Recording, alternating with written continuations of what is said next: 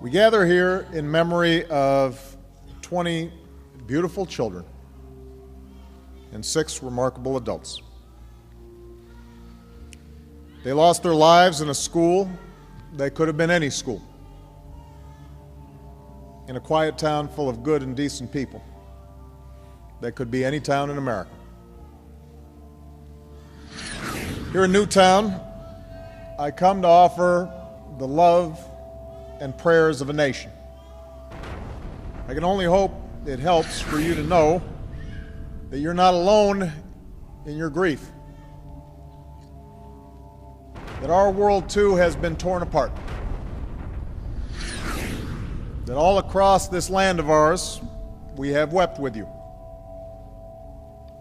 We've pulled our children tight. And you must know that whatever measure of comfort we can provide, we will provide. As a community, you've inspired us, Newtown. In the face of indescribable violence, in the face of unconscionable evil, you've looked out for each other. And you've cared for one another. And you've loved one another. This is how Newtown will be remembered. And with time and God's grace, that love will see you through. But we as a nation, we are left with some hard questions. And we learned that our most important job is to give them what they need to become self-reliant and capable and resilient, ready to face the world without fear. And we know we can't do this by ourselves. It comes as a shock at a certain point where you realize no matter how much you love these kids, you can't do it by yourself. That this job of keeping our children safe and teaching them well is something we can only do together, with the help of friends and neighbors, the help of a community, and the help of a nation. And in that way, we come to realize that we bear responsibility for every child, because we're counting on everybody else to help look after ours. That we're all parents. That they're all our children. This is our first task, caring for our children. It's our first job. If we don't get that right, we don't get anything right. That's how, as a society, we will be judged. And by that measure, can we truly say, as a nation, that we're meeting our obligations?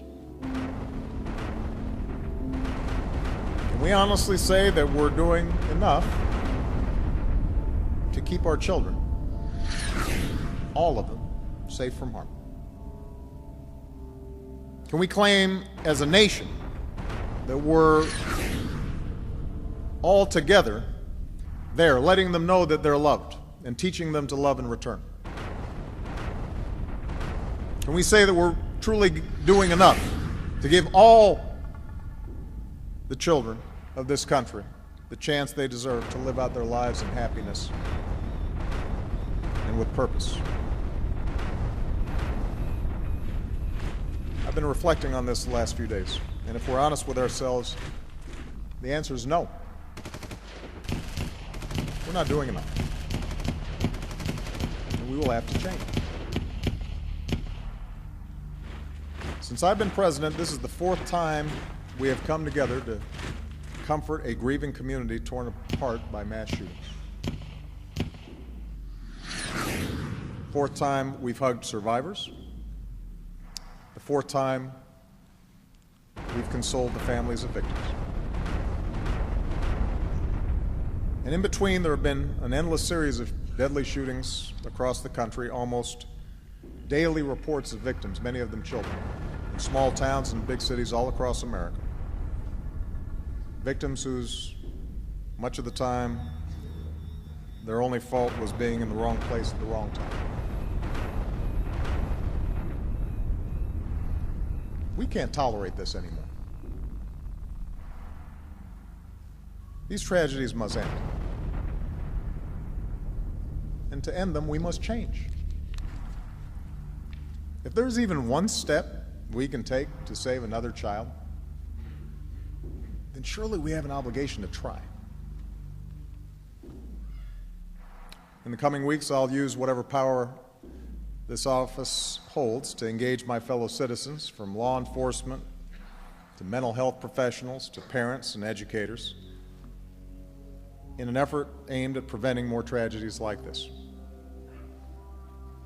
Because what choice do we have?